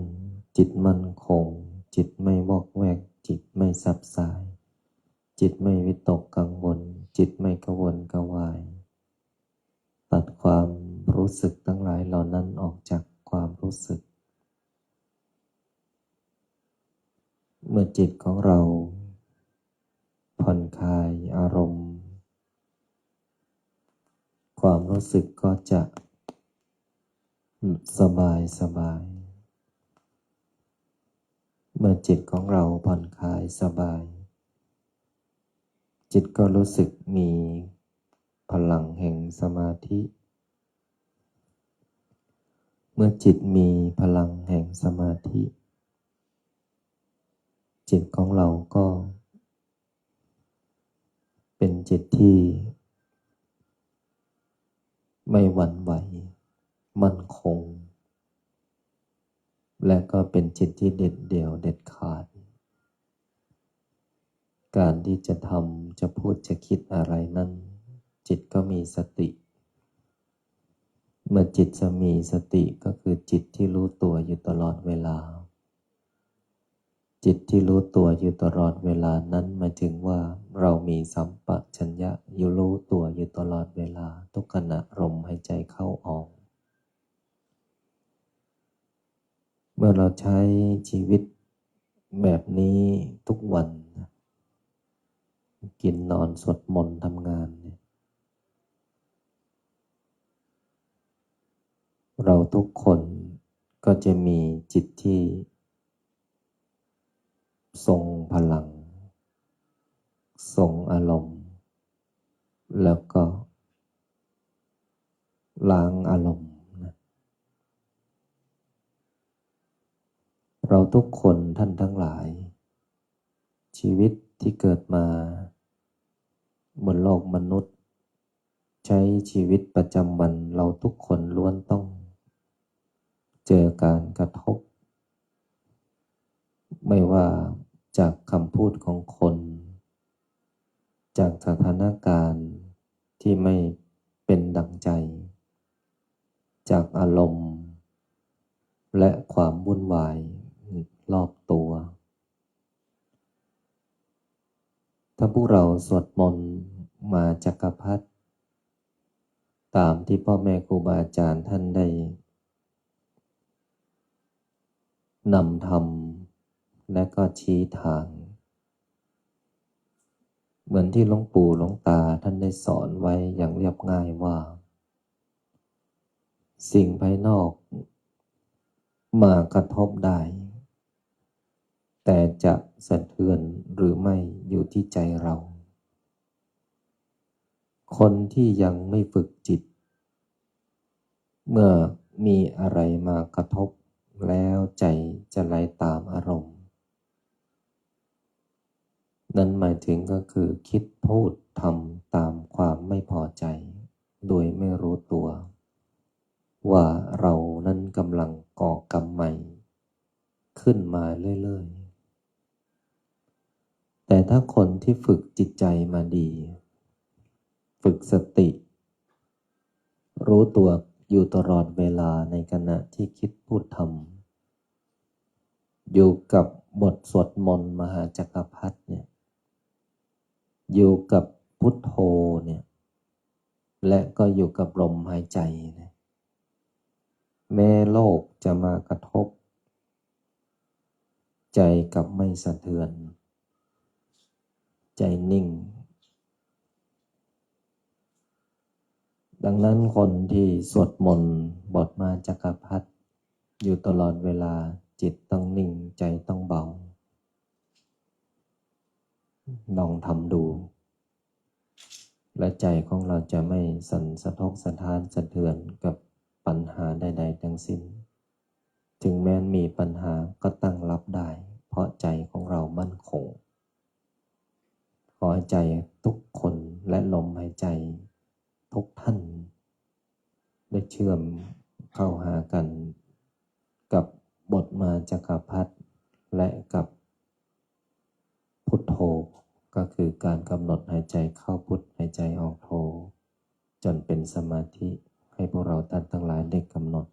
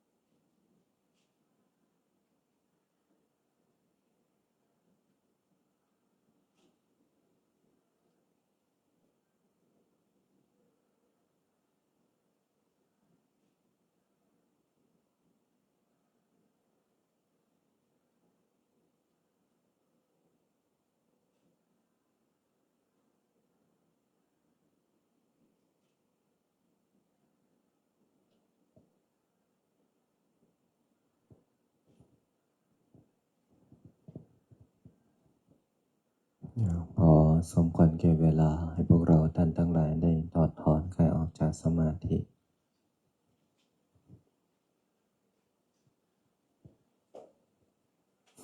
ตั้งใจแผ่เมตตากรวดน้ำหมดพลิกชีวิตตั้งนะโมพร้อมกัน3 จบนะโมตัสสะภะคะวะโตอะระหะโตสัมมาสัมพุทธัสสะนะโมตัสสะภะคะวะโตอะระหะโตสัมมาสัมพุทธัสสะนะโมตัสสะภะคะวะโตพุทธังสรณังคัจฉามิพระพุทธเจ้าเป็นที่พึ่งเป็นสรณะของข้าพเจ้าธัมมังสรณังคัจฉามิพระธรรมเป็นที่พึ่งเป็นสรณะของข้าพเจ้าสังฆังสรณังคัจฉามิพระสงฆ์เป็นที่พึ่งเป็นสรณะของข้าพเจ้าสิทธัตโธอะสโมโลเกพระพุทธเจ้ามีพระนามว่า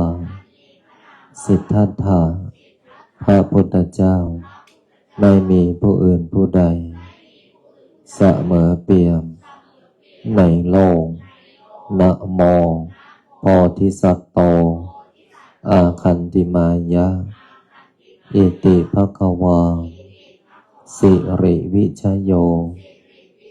นะโมพุทธายะอิมินากตะปุญเยนะด้วยอำนาจบุญกุศลที่เกิดจากการให้ทานรักษาศีลปฏิบัติธรรมสวดมนต์บทมหาจักรพรรดิทำสมาธิแผ่เมตตากรวดน้ำบัดพลิกชีวิตในค่ำคืนนี้ขอน้อมถวายเป็นพุทธบูชาธรรมบูชาสังฆบูชาและขอน้อมถวายแด่ครูบาอาจารย์อันมีหลวงปู่ทวดสมเด็จพระพุทธาจารย์โตพรหมรังสีครูบาเจ้าศรีวิชัยนักบุญแห่งล้านนาหลวงปู่ดูเจ้าของมนต์มหาจักรพรรดิ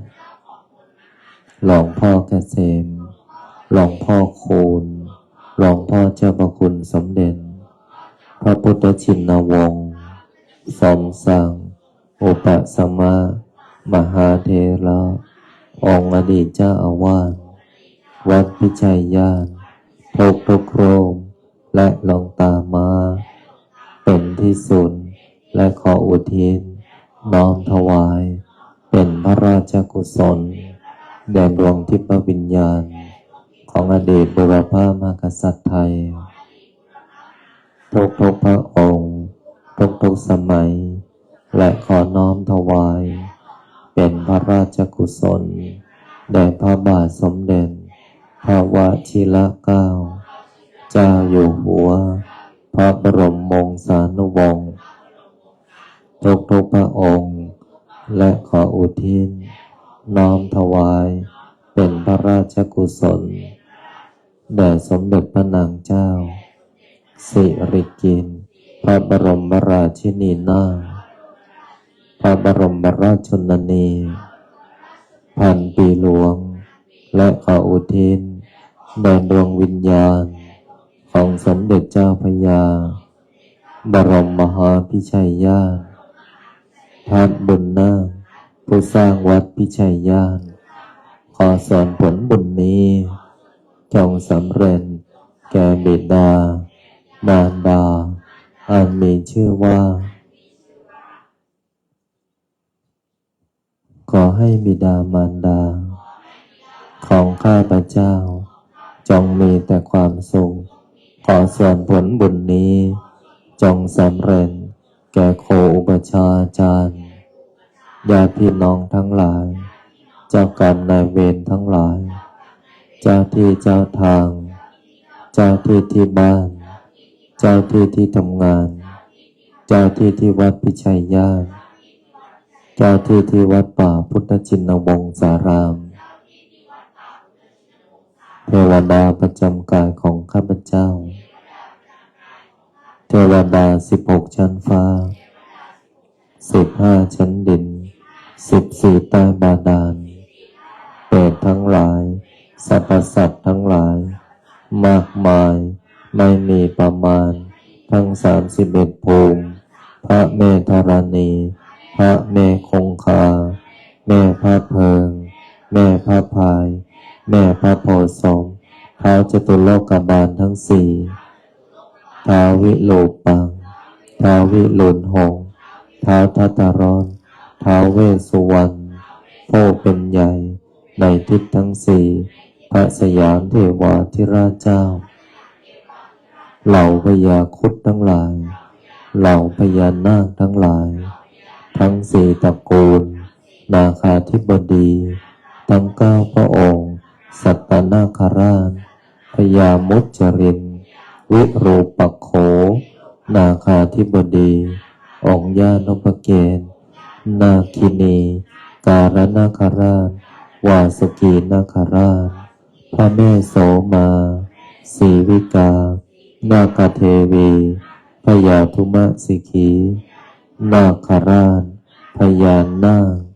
กวานพะเยาพญาสุวรรณ นาคราช เราพญานาคทั้งหลาย เราพญางูทั้งหลาย องค์พญางูเผือกขอท่านทั้งหลาย จงขึ้นมาจงมีส่วนในบุญของข้าพเจ้าในค่ำคืนนี้ ขอส่วนผลบุญนี้ จงสำเร็จแก่ทวยเทพเทวดา เทพาอารักษ์ทั้ง5 องค์ที่ปกปักรักษา ประเทศชาติบ้านเมือง ให้ร่มเย็นเป็นสุข อันมีชื่อว่า พระเสื้อเมือง พระทรงเมือง พระกาญจยศรีเจ้าพ่อจิตรคุปเจ้าพ่อหอกอง อีกทั้งศาลหลักเมือง ทั้ง4 ภาคทุกจังหวัดบ่อนผืนแผ่นดินไทย ขอให้ท่านทั้งหลาย จงมีส่วนในบุญใดกุศลใด ที่สำเร็จแล้วจงส่งผลให้ข้าพเจ้า จงเป็นผู้เจริญ ทั้งทางโลกและทางธรรม เจริญในอายุ วันนะสุขาภระสติสมาธิและปัญญาจงบังเกิดมีแก่ข้าพเจ้า อันมีชื่อว่า กายกรรม วจีกรรม มโนกรรม กรรมบันใดที่ข้าพเจ้าได้ผิดพลาดล่วงเกินต่อพระรัตนตรัย อันมีพระพุทธ พระธรรม พระสงฆ์ด้วยการกระทำก็ดี ด้วยคำพูดก็ดี ด้วยความคิดก็ดี กรรมบันใดที่ข้าพเจ้าได้จับจ้วงล่วงเกินต่อสถาบันพระมหากษัตริย์ กรรมบันใดที่ข้าพเจ้าได้ผิดพลาดล่วงเกินต่อแผ่นดิน กรรมบันใดที่ข้าพเจ้าได้ผิดพลาดล่วงเกินต่อบิดามารดาครูอุปัชฌาย์อาจารย์คำสาบานใดๆคำสาปแช่งใดๆตั้งแต่หนหลังจนถึงปัจจุบันจำได้ก็ดีจำไม่ได้ก็ดี ขอโทษนั้น ขอกรรมนั้นอย่าส่งผลต่อชีวิต ต่อการงาน ต่อการเงิน ต่อบริวาร ต่อสุขภาพ โรคร้าย โรคเวร โรคกรรมที่รักษาไม่หาย จงมารอยหอยสูญจากตัวของข้าพเจ้า อันมีชื่อว่า ขอให้ค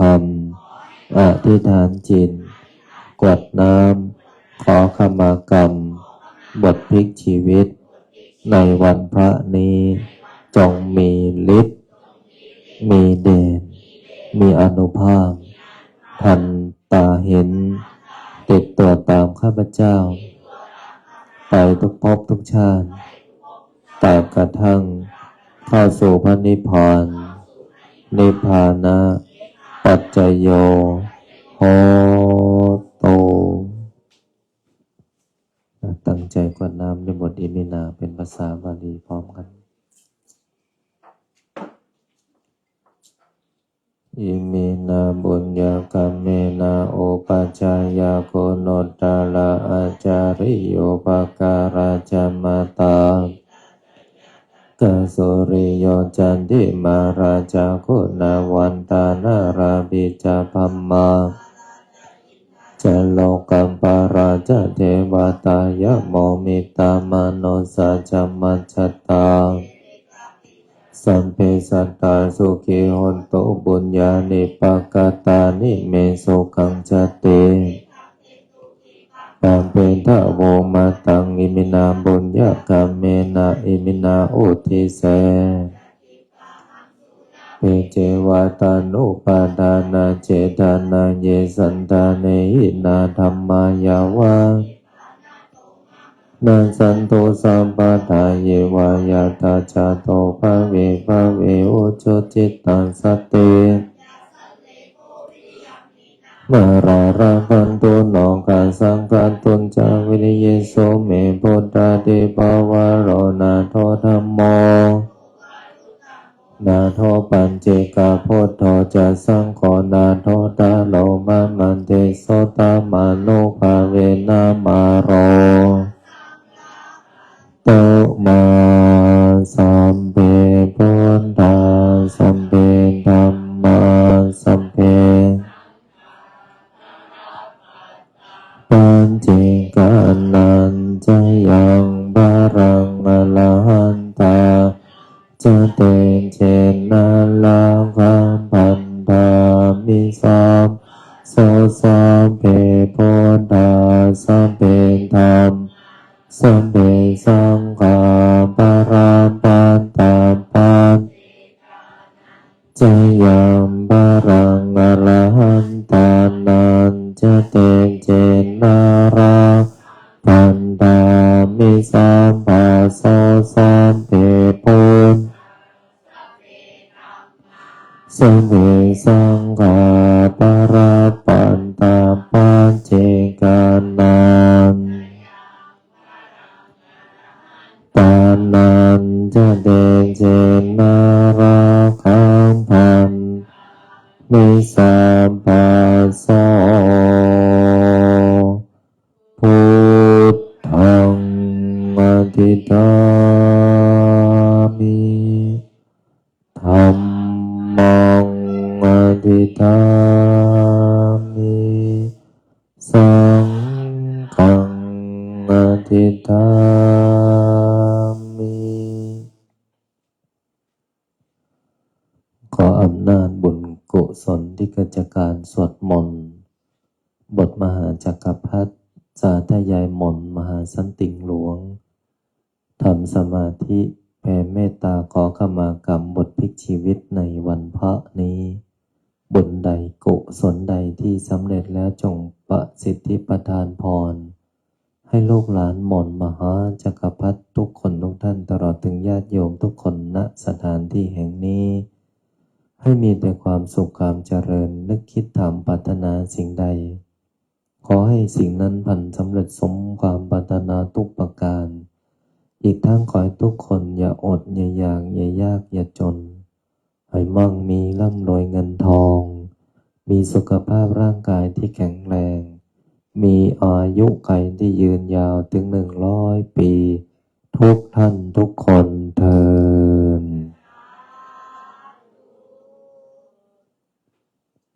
นอนหลับฝันดีบุญรักษาเทวดาคุ้มครองในวันพระนี้พรุ่งนี้เจอกันใหม่ในโลกออนไลน์แต่พรุ่งนี้คงไม่ได้นำสดไลฟ์สดเพราะว่าเดินทางตรงต่อเวลาช่วงไลฟ์ก็จะเป็นเทปนะก็ไปฟังสวด6 เวลาตั้งใจก ราบลาพระรัตนตรัยอะระหังสัมมาสัมพุทโธภะคะวาพุทธังภะคะวันตังอะภิวาเทมิสวากขาโตภะคะวะตาธัมโมธัมมังนามัสสามิสุปฏิปันโนภะคะวะโตสาวกสังโฆสา